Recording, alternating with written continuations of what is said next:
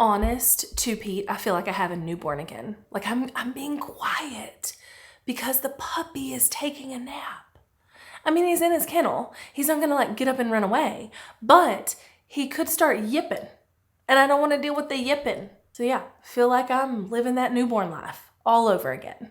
But I have a very important topic that we need to chat about. It's one that I've talked about a lot in the past for being important or whatever, and I thought it was pretty common knowledge in the YouTube educator space that this was not really that important anymore, but I saw someone else in this space post a video about how to find keywords to make sure your video's ranked in search, and y'all, that ain't what we're doing anymore. That ain't it. We are not in the era of trying to rank our videos in search anymore. Now, that may sound counterproductive to things I have said in the past, but also to things that you have learned or you have done for yourself or whatever. But keywords really don't matter anymore because we don't want to be found in search anymore. And let me break all of this down because, like I say, I know this is going to sound confusing. So just hang with me, okay? Keywords used to matter a lot.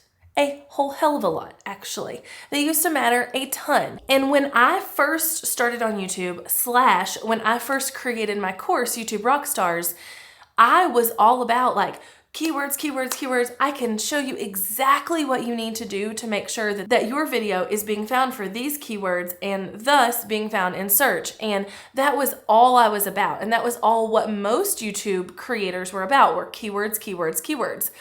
But YouTube has really shifted. YouTube has shifted because other platforms have shifted, but also because they realized that the viewers that everybody wanted were not the ones coming in from search.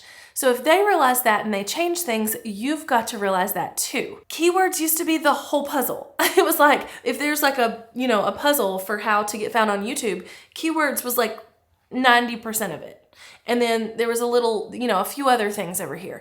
But that is not the case anymore. And if you are only like out here trying to find keywords that you can rank for and following old advice, either from myself or other creators or other teachers, then you are going to be at a disadvantage. There's 2 reasons that keywords don't matter as much as they used to. And the first one is something that YouTube did. YouTube took so much of the weight that tags held or keywords held in the video being found out of the equation. So when I first started on YouTube, let's say I wanted to be found for digital products, okay? And I wanted people to like type that in and find my video.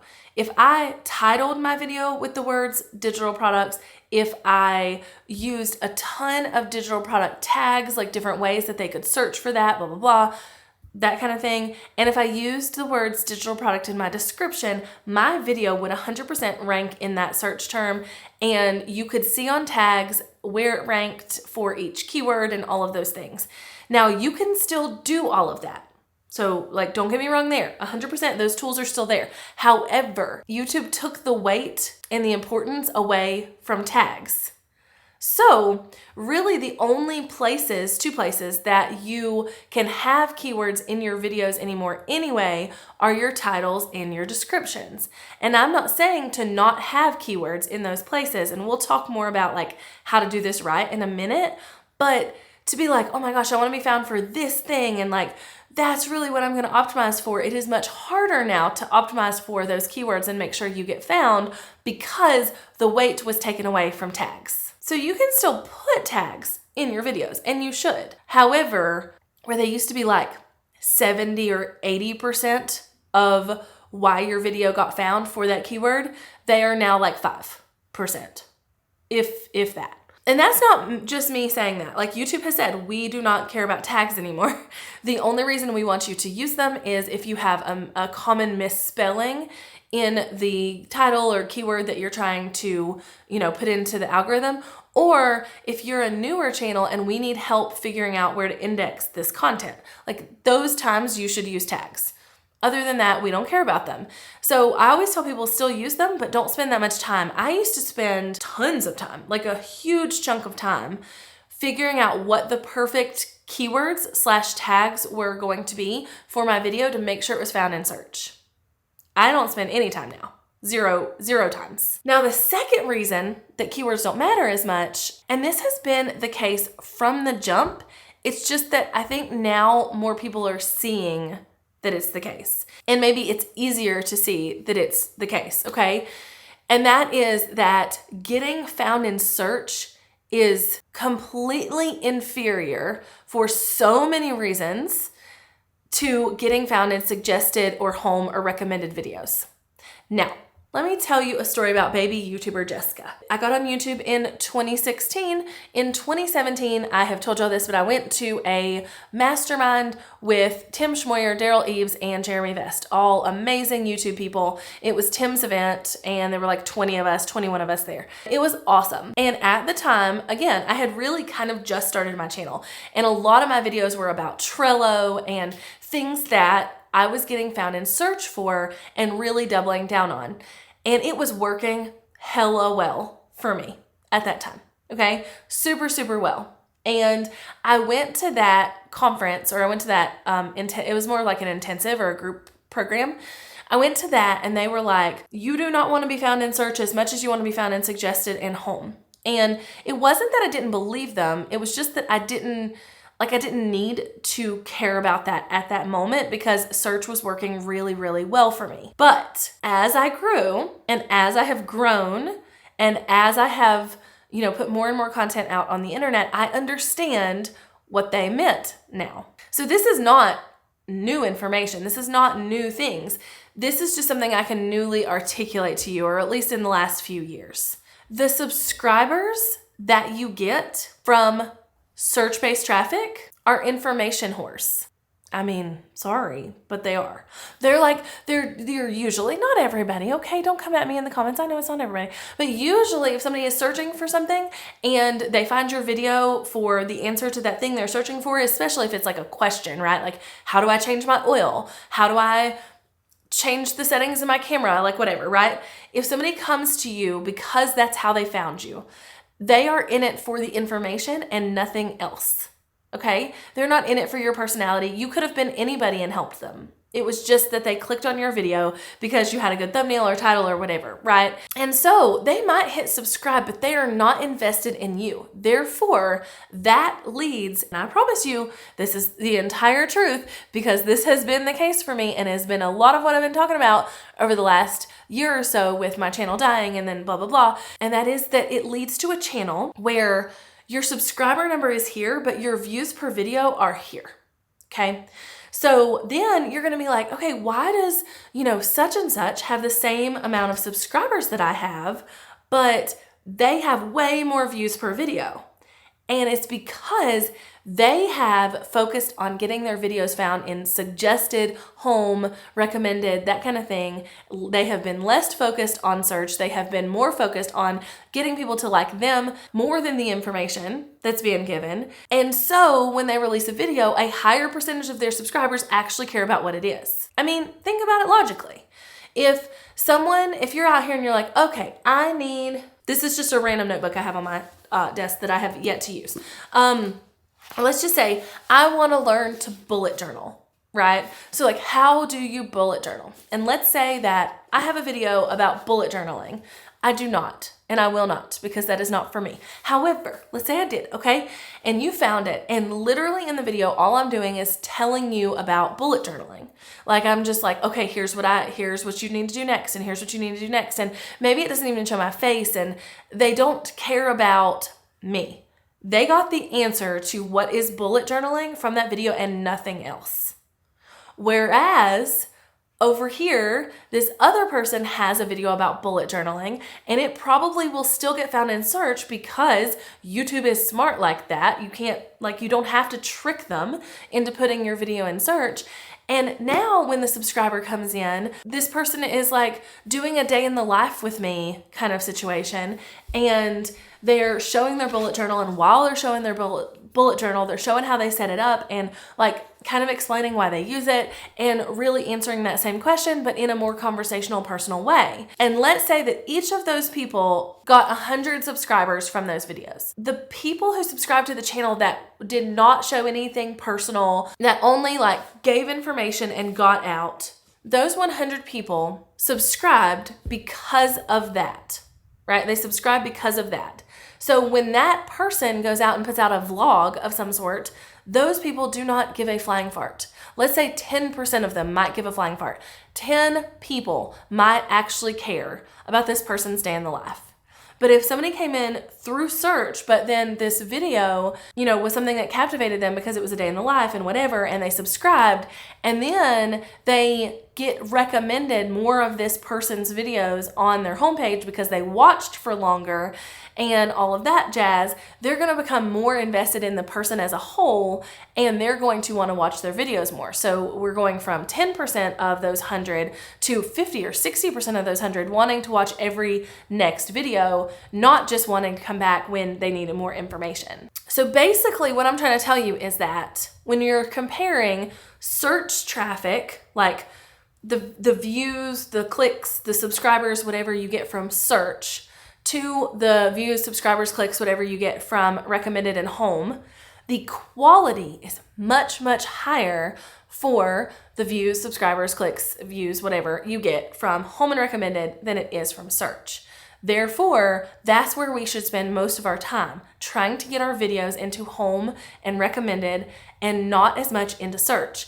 Those videos that we try really hard to get in home and recommended are still going to get found in search because we're still going to use keywords in the new way we're going to use them. So instead of having keywords be super, super, super important to the success of your video, what is more important to the success of your video is the person coming in liking you. What is more important to the success of your video is conversational relationships with the person watching. So you'll still use keywords, but they're used in a different way. And then once they're used in a different way, they kill 3 birds with 1 stone instead of 1 bird with 1 stone. And clearly the goal is to kill more birds with 1 stone. So that's what we want to do.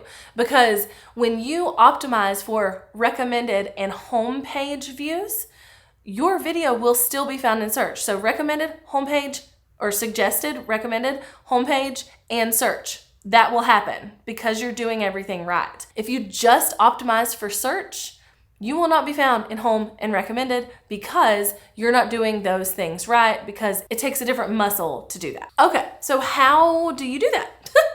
That is the $1 million question. How do you actually get on home and recommended and suggested? You create titles, thumbnails, and content that actual humans in the world want to watch and click on, not just to serve the search engine. That's it. My friend Tim Schmoyer, who I've already mentioned once in this video, so clearly we're gonna talk about him twice today.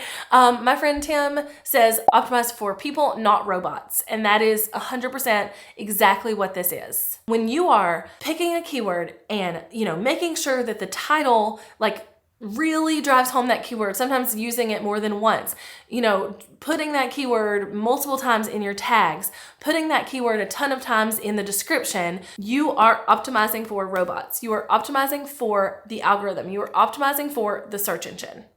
And that might get you found in search, but that is not going to get you quality views, quality subscribers, and people who want to come back for every video. So when you optimize for humans, when you optimize for people, when you optimize for people who actually want to come back, you are still using those keywords, but in a more conversational way and in a less shove it down your throat kind of way. Let's take a recent video of mine as an example.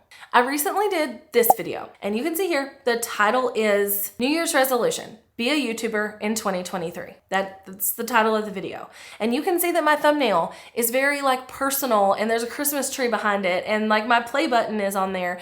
And it's not this big, flashy, crazy thing, okay? It is much more of a personal thumbnail. I could have titled that video to really push keywords, and I could have said, how to be a YouTuber in 2023.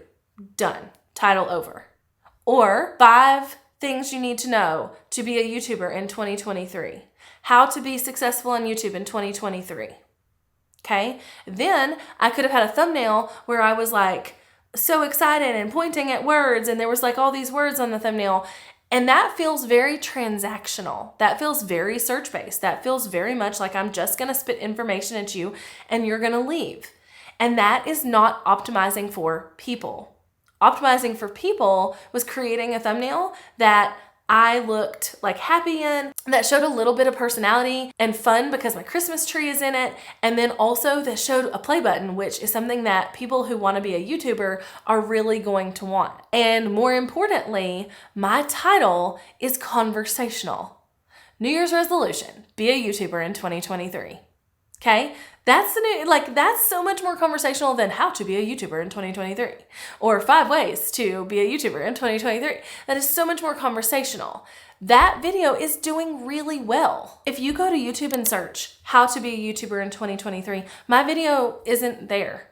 It might be if you watch a lot of my videos or whatever, because search is search, but it's also very dependent on you and your user behavior, but it's not going to rank number 1 or whatever.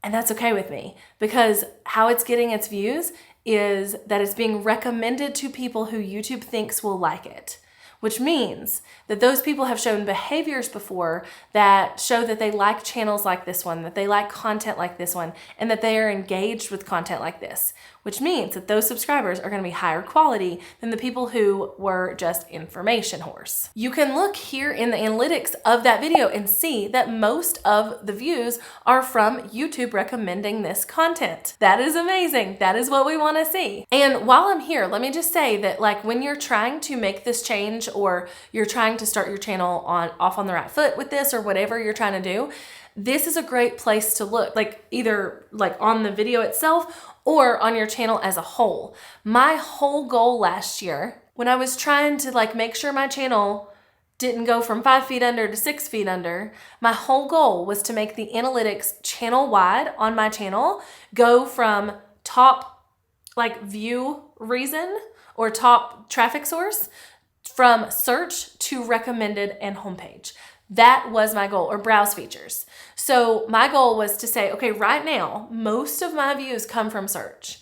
I do not want that to be the case anymore. I want them to come from recommended and my homepage. And I did that. And I did that by doing exactly what I told you.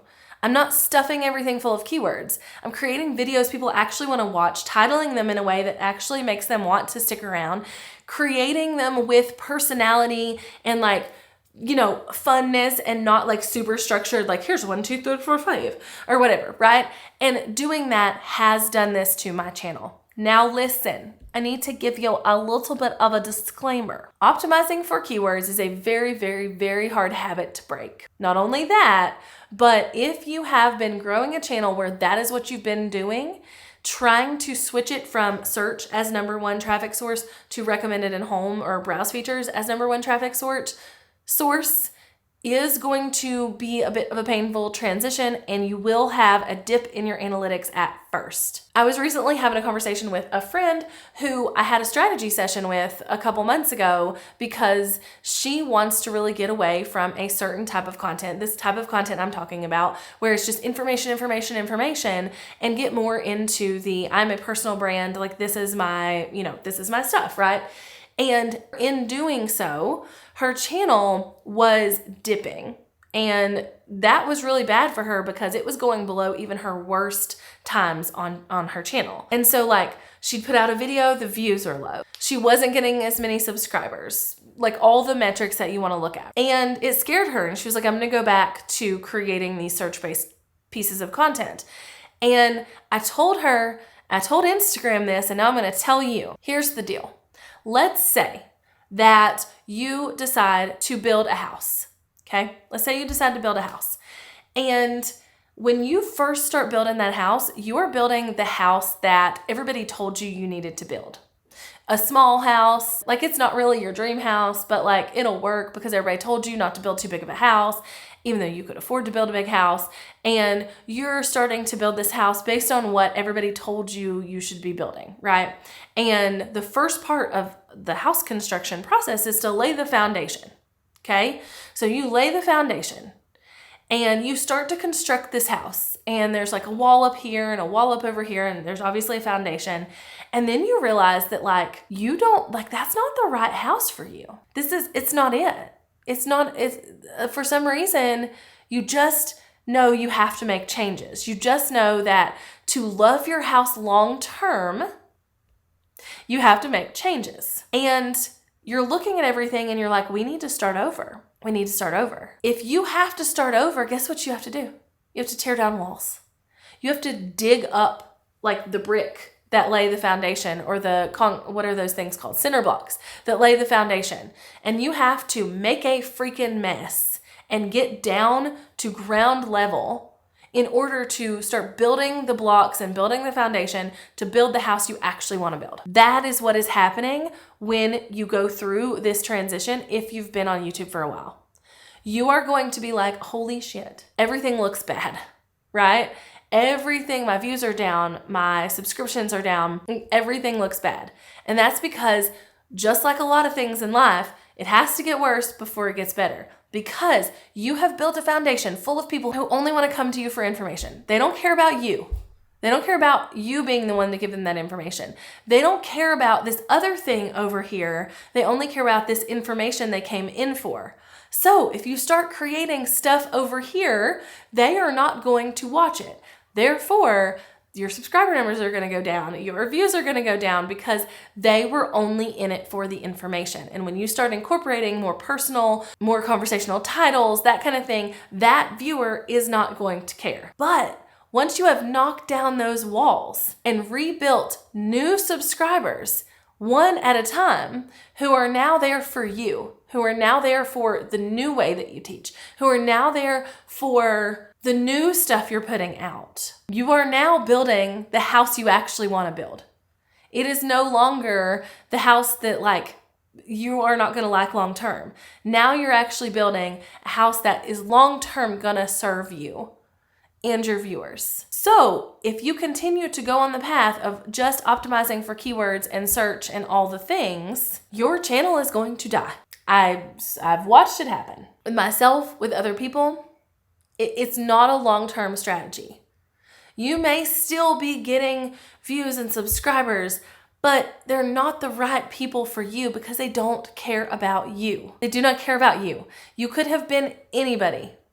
I talked about this in relation to like a one-night stand in a relationship, okay? When you're creating search-based content, those people do not care who you are. They only want the thrills, baby. They only want the one-night stand, okay?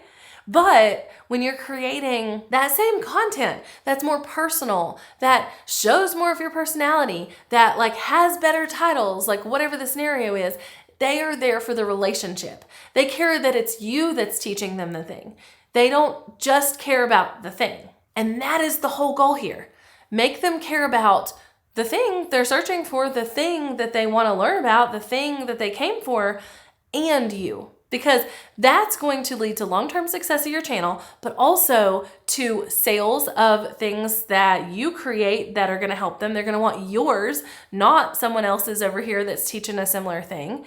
And it's just going to make this whole thing work so much better for much more long-term. Okay, so I have one more video to film, and I'm hoping the puppy's still asleep.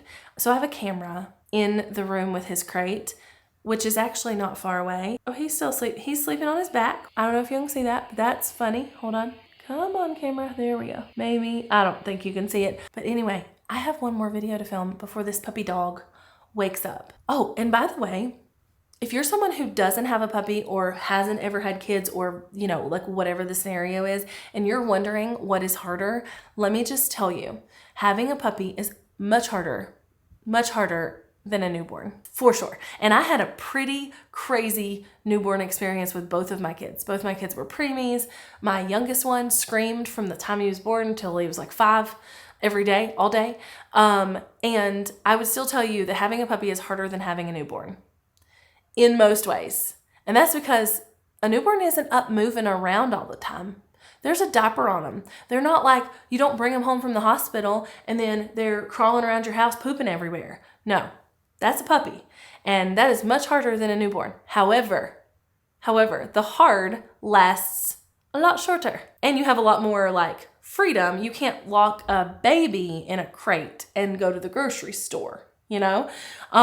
So anyway, I knew that though. I have had inside dogs before at my parents' house in my adult life, and it's one of the reasons that I put this off for so long, getting a puppy, because my kids wanted one. I knew what breed I wanted, and I just was not ready to commit to the work.